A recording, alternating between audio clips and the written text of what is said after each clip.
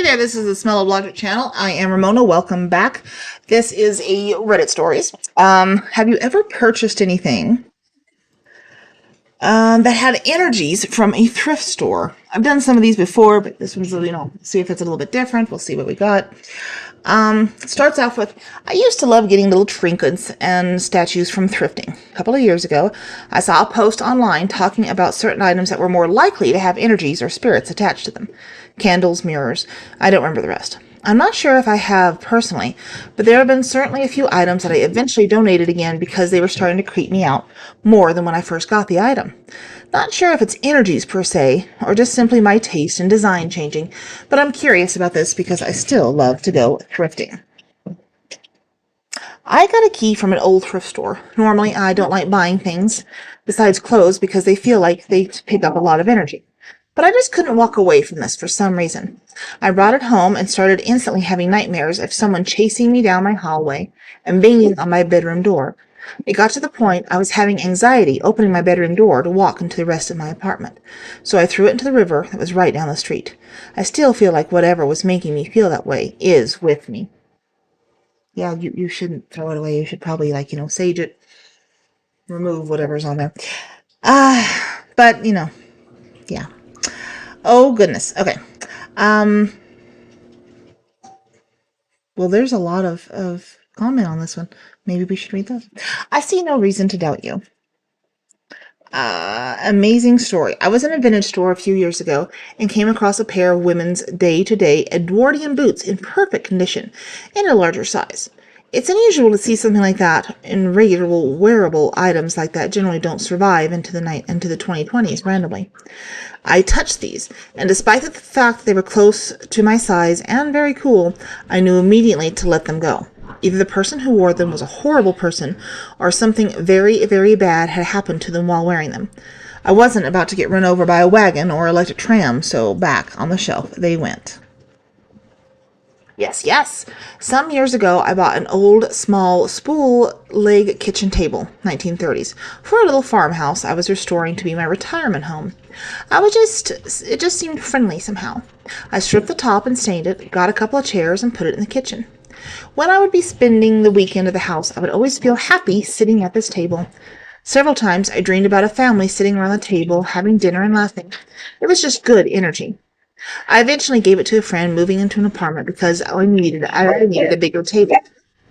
She mentioned later she always felt like she was being welcomed home when she was walked in the kitchen. I don't think she knew it was the table. This old Ziegfeld Folly photo of a beautiful young Anna Lee Patterson in a thrift store. She was a Miss America in the 1930s. I'm an artist and drew several drawings. From looking at the photo, it seemed like it had a lot of energy, but made me feel weak and depressed long after drawing sessions. I didn't like the effect it had on me, and I would have migraines after looking at it. I finally threw it in the trash along with all my other drawings and felt instantly better. Not from the thrift store, but twice from an antique shop. Once was a glass jar with a really pretty silver lid. I thought it was pretty and was super drawn to it, so I brought it home. Holy mistake, had a horrible night of intense activity, including not but limited to noises, my curtain panels being swatted at, my blinds being pulled or tugged and lifted on, back in my recliner being hit repeatedly, and a shadow darting along my walls. Went back the next day and cleared it right up. Second was an old Polaroid camera. I love old cameras and found one in perfect shape, in a case for next to nothing, so I brought it home. I put it up on a shelf to display it and put a pad of sticky notes under the end so that it would sit level. I literally watched that pad get slowly wiggled out from under it and tossed to the floor. Twice. At that point, I said out loud that I wanted the pad left alone because it was keeping the camera level, and put it back again. It wasn't moved after that. I saw an old man standing in the yard holding the camera one day a few weeks later. He seemed to be holding it up like he was taking a picture. Then he let it dangle around his neck, waved, and walked away. No more activity from the camera after that, so I like to think that he decided that I was going to be a good owner for it. So many things, laugh out loud. I own a tattoo shop, and there has been activity since day one, but we joke that we're all dragging in some kinds of weird random antique stuff. That's probably just a big meet and greet of ghosts. I never bought anything with off vibes. I leave it there. Many years ago, I saw a beautiful vanity set with a sterling mirror. The set was from the 1800s. The mirror gave me such a strong, eerie feeling that I just left it there. I love thrifting, but I do take some precautions. At some point, I realized that I was hesitating to touch things, and when I asked myself why, I realized it was because my hands and lower arms would gently ache for about 30 minutes after touching a bunch of stuff at a thrift store, and especially clothes. When I recognized that I began doing an energy clearing, there was where I just imagined white light coming down from the sky into my head, and then down my shoulders, down my arms, and out of my hands, with the intention that the light will wash away whatever might have stuck to me. This works pretty well, but found that it's also helpful not to touch things in the first place, unless I really like it and want to purchase it. So, for example, when I was looking at shirts, I will touch the top of the hanger to sort through them rather than touching the actual shirt. In my experience, most clothing in thrift stores has an unpleasant vibe to it, or at least a frequency that feels unpleasant to me. Occasionally, I'll try on a jacket or a shirt and feel a little burst of upliftment, and I'll think, wow, whoever owned this must have been a happy camper. But usually it's the opposite, and that might be because of people will donate clothes to a thrift store after they've died of an illness, or maybe their clothes have a lot of sad, sick energy on them. This might be especially true for me, since my favorite local thrift shop is a nonprofit to support cancer victims, and they get a lot of donations from people who have died of cancer. I do recommend clearing your thrift store clothes energetically before you start wearing them. It's not hard to do. Just imagine white light, or whatever color you want, coming down and zapping the item. When you do this visualization, it's important that you see and feel it. If you're just thinking the words white light, then that's not the same thing as seeing and feeling the white light moving into the clothes and replacing whatever energy it had. When we visualize something and see and feel it happening, we're actually making it happen on the spiritual dimension. Our thoughts and feelings have form on that dimension. I also recommend washing the clothes in a washing machine. Oh yeah. In general, I think it's important to pay attention to what you feel when you handle stuff. In rare cases, you might inadvertently buy something that's been used in a ritualistic manner, and that can actually be dangerous. As human beings, we only see 0.0035% of the world around us. We've all been taught that the spiritual dimension isn't real, and that is to our detriment. We've literally been trained not to use our natural psychic abilities, so it takes some training to get them back for most of us. I bought a mirror from a thrift store and immediately started having crazy dreams, doors slamming, opening shut, hearing voices, etc. Never buy a second-hand mirror again. See, I don't do mirrors in my rooms anyway. They're in the bathrooms, but because my sister gave me this big, huge mirror thingy. It was supposed to be attached to a dresser, but the dresser, died or whatever. So we just had this big ass mirror. No, it's in my shed. Actually, I may have actually gotten rid of it at this point because I just couldn't have it in the house. It just didn't feel right. Wasn't cool. Was not cool. I have never had problems until this one time when I got an old mirror from a flea market. It started on the way home when I already didn't feel excited as I thought I would after such a catch. Hard to read. I didn't think much of it though. At home, it didn't feel like putting it anywhere. I brushed it off and hung it, and it just didn't feel right. It had such a weird, creepy energy. It made me feel sad, uneasy, heavy, just dark energies, to the point I got up from my bed to remove it for good. At that point, it didn't even feel easy to touch. I didn't feel okay to pass it on either, so it went straight to the bin. Instant relief. A very interesting experience.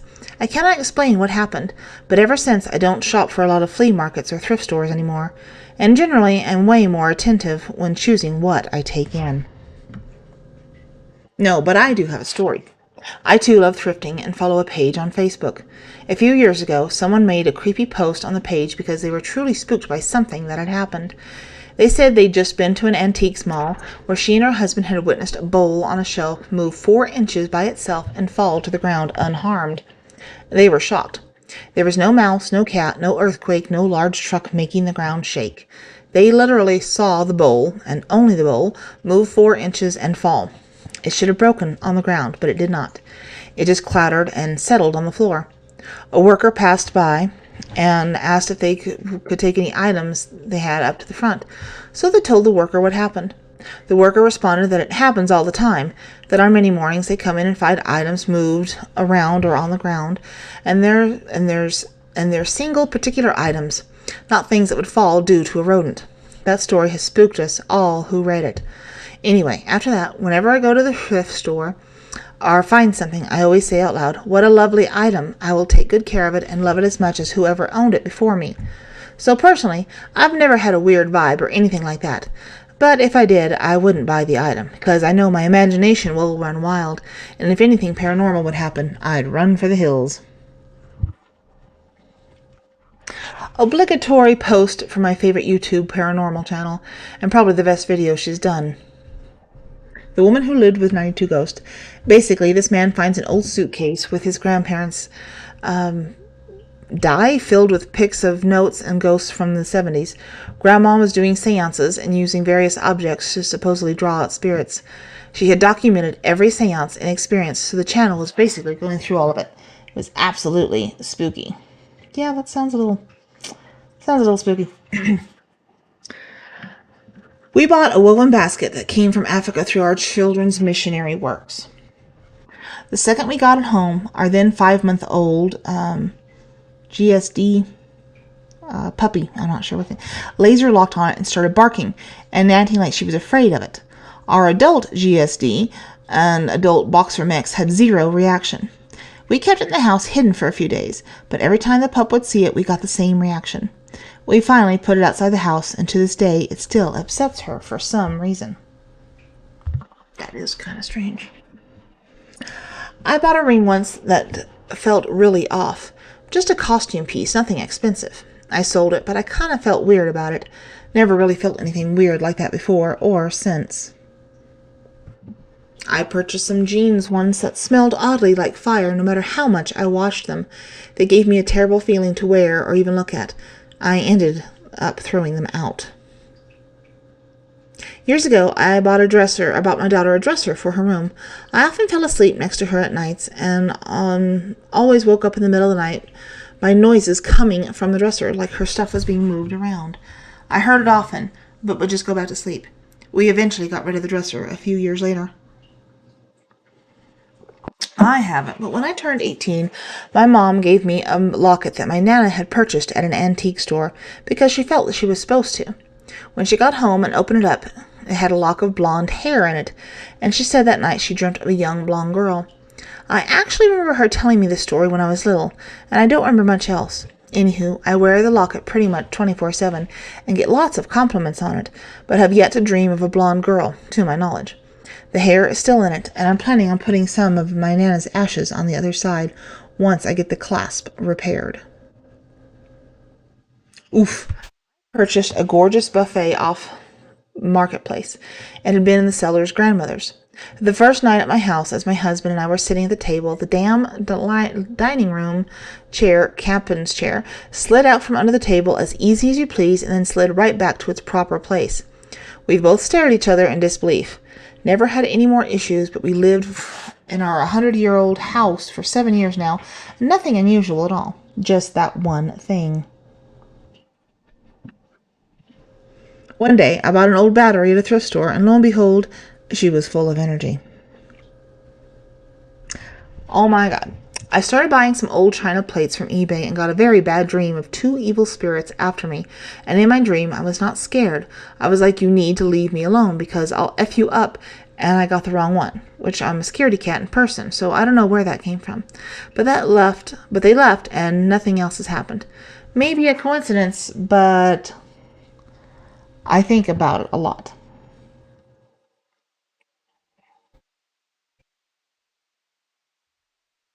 I picked up this really old antique metal mortar and pestle, the type you find at a pharmacy with over 150 years old. It was oddly cheap, like $20, and I knew I could resell it on eBay for a lot more than that. The minute I held it, I just knew that it had been used for ritual work. I didn't get anything bad from it, but I didn't feel I could sell it without saying as much. That sucker flipped for well over $300. The guy that got it was a practicing witch out of California, and here's the other thing. It was his mortar and pestle. His mark was on the bottom. I found it down south at a Goodwill store there. His former roommate had moved out and then apparently cross country, had taken it without asking him. I don't know if the guy had the guilt over it or if the witch did something to make him return it or what, but the former roommate he had just left it at Goodwill where I found it. The witch has been casually watching on eBay for it for a couple of years, but he never expected to be found clear across the country. He is very pleased to have it back because it was a family heirloom item and was an altar piece for him. I offered to return his money, sans the $20, but he refused it. He was just too happy to see it again. A brand new shirt. Not new to me, but new. Every time I wore it, I had a shit day. My friend loved it so much I gave it to her. Weeks later, she was telling me about how some bad luck she was having. I mentioned the shirt, and she had been wearing it when the worst of her maladies happened. Her grandmother borrowed it, and the same thing. From then on, I think the grandmother threw it out. Probably not a bad idea. I actively looked for items with energies. Never ran into anything, though. I don't buy retail. Everything is from thrifts. Cookware, clothes, decorative items. Never, ever felt weird energies. I'm a collector and a seller. I have had one instance where I bought a child's piano and put it up on a high shelf. I went to lay down and it started playing. I instantly took it to the flea market the next day and gave it away. No haunted instruments for me. Yep, I have a checking system to see if I can buy things secondhand. Usually just to hold on to the chest to see if I can make it me feel, and then I'll put it down. If I don't feel the need to grab it again, I won't. But I also feel an overwhelming sense of need to grab it, I will leave it too. I believe in being pulled to something, and when it feels like the universe is yelling at me to grab it, I won't. There is much more, but this is going to be unusual because I felt a draw to it for someone else and not myself. Obviously, electronics are different, and as long as they are vetted and functional, I'll grab them up and sterilize them. Ooh, so I collect clown dolls. I found one on a shelf a few years ago at an extreme small thrift store. It was in a bit of a disrepair, but I loved it and purchased it anyway. While I was checking out, the woman at the counter said, "I'm so happy this little guy is finally finding a home. I actually was doing some gardening in the back of the store and found it buried deep in the garden bed." I still purchased him, but I've had a few people say it spooks them and gives them bad energy. I've personally never picked up anything from it, but sometimes I like to pretend he bites me when I pick him up to move him to a new place. I got another clown, a little clown dog, and so he has a happy little circus family to hang out with, and I think he's very happy. I am an avid thrifter, and yes, all the time. Sometimes I buy things that have nice energies. I believe things that feel strange. There have been several over the years that give me real headaches, stomach aches, waves of vertigo, and nausea. Some things like these dolls are downright creepy. Just stay in the store. No way they're coming home with me. In the Thai culture, buying new or used masks of any kind to hang on your house needs extreme caution. They really believe that masks hold energy and it will give you bad luck or things start breaking, as masks are often used in performances or ancient texts and operas where there is a lot of yak masks still around in markets. Unless you have a family connection, you'd better avoid it though. There's a lot of energy. I have an old mantel clock, but my dad purchased it at an estate sale and passed it on to me because my mom gets frustrated with him bringing home stuff from estate sales. It isn't large, but it is old. The weird thing is about this clock is that it will sometimes tick and even chime without being wound. The back opens and there is a key to wind the clock. I wound it once or twice when I first got it, but after a while I got sick of winding it and trying to keep it to the right time, so I haven't wound it in years. Late at night when the house is finally quiet, you can hear it sometimes ticking. It is definitely this clock because every other clock we have is digital. I definitely feel it has energy attached to it. I also collect antique children's books. I feel myself very drawn and attached to them, and sometimes reading them makes me feel very emotional.